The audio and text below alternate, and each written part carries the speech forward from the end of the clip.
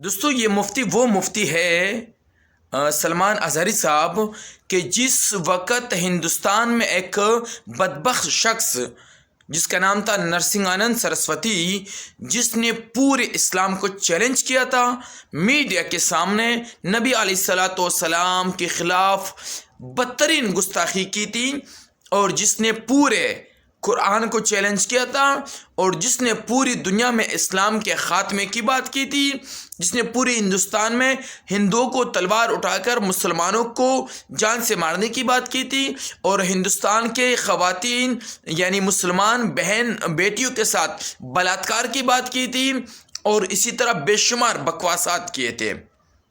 تو پورے ہندوستان سمیت پوری دنیا میں نے کوئی ایسا عالم نہیں دیکھا کہ جس نے اس کو بتایا کہ آؤ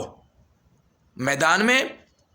دلیل سے مقابلہ کرنا ہے، چیلنج سے مقابلہ کرنا ہے، یا کسی اور چیز سے مقابلہ کرنا ہے، سوائے اس مفتی صاحب کے، اظہری صاحب کے۔ حالانکہ مسلمانوں میں بہت سارے فرقے ہیں، اور یہ اور فرقے کے ہیں، میں اور فرقے کا ہوں، لیکن نہیں، میں ان چیزوں کو نہیں مانتا، میرا مسلک جان ہے، میرا کام جان ہے، لیکن جب اسلام کی بات آئے گی جو بھی آگے ہوگا میں اس کے پیچھے ہوں گا۔ اس نے چیلنج کیا تھا دلی کے سرزمین پر، میرے خیال سے دلی تھی، اور کہا تھا کہ آؤ آگ لگائیں گے، آگ کے اندر کیا نام ہے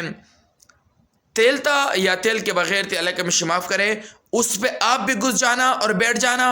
میں بھی گھس جاؤں گا اور بیٹھ جاؤں گا، جو بغیر جرے واپس آیا اس کا دین سچا۔ حالانکہ اس نے یہ بھی کہا تھا کہ ہماری مذہب اس بات کی اجازت نہیں دیتا کہ کوئی ایسا کام کرے، لیکن جب بات عقائد و جہاں صلی اللہ علیہ وسلم پر آ جائے تو ہم اپنی جان نچاور کرتے ہیں، اور کسی کی جان نچاور کرنا بھی جانتے ہیں۔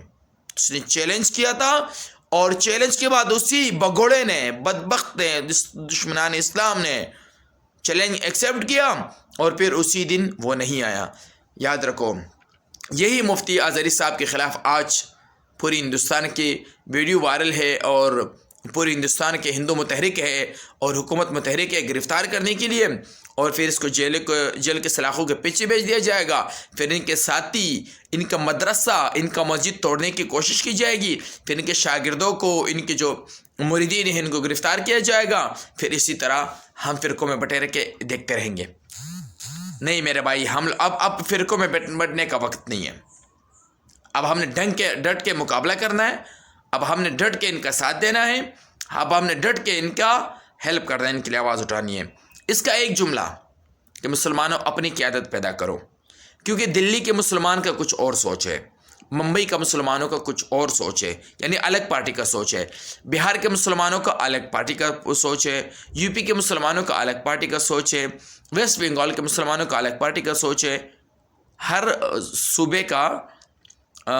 الگ پارٹی کا سوچ ہے۔ حالانکہ اگر یہی سارے مسلمان 25 سے 30 کروڑ مسلمان ایک پارٹی کا سوچ رکھے، 3 پارٹیاں مسلمانوں میں ہیں،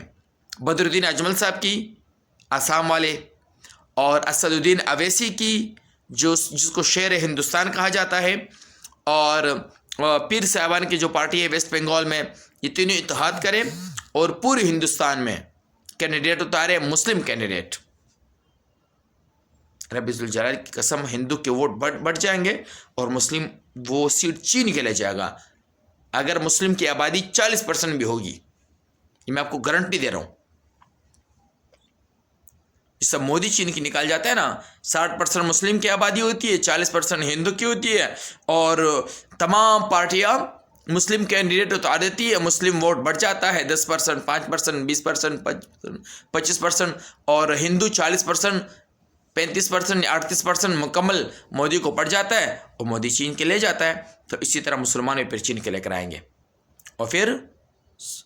چیخ کر پکارے کہیں گے ہمارے آقا کے خلاف بکواس کیوں کی، پھر گریبان پکڑ کے کہیں گے آقا کے خلاف بکواس کیوں کی۔ تو ہندوستان کے مسلمانوں، آپ اویسی کا ساتھ دو، اور آج اس شخص کا ساتھ دو جن کے خلاف بہت بڑی سازش شروع ہوئی ہے، کیونکہ سازش اس شخص کے خلاف نہیں ہوئی ہے، یہ اسلام کے خلاف ہوئی ہے، اور یہ اسلام کو مٹانا چاہتے ہیں، اسلام کے سربلند شخصیات جو اسلام کو اچھی طرح جانتے ہیں، اسلام کو پہچانتے ہیں، اسلام کو پوری دنیا میں نچاور کرنا جانتے ہیں، اسلام کا نس نس سے واقف ہے، پوری دنیا میں اسلام کا پرچار کرنے کی جرت رکھتے ہیں، ان لوگوں کو پردے سامنے سے ہٹانے کی کوشش کر رہے ہیں اور کچھ بھی نہیں ہے۔ تو پلیز ذرا ان کا ساتھ دیں اور اب اسی کا ساتھ دیں، اس کو مضبوط کریں۔ الیکشن آ رہا ہے، پلیز خدا رحم۔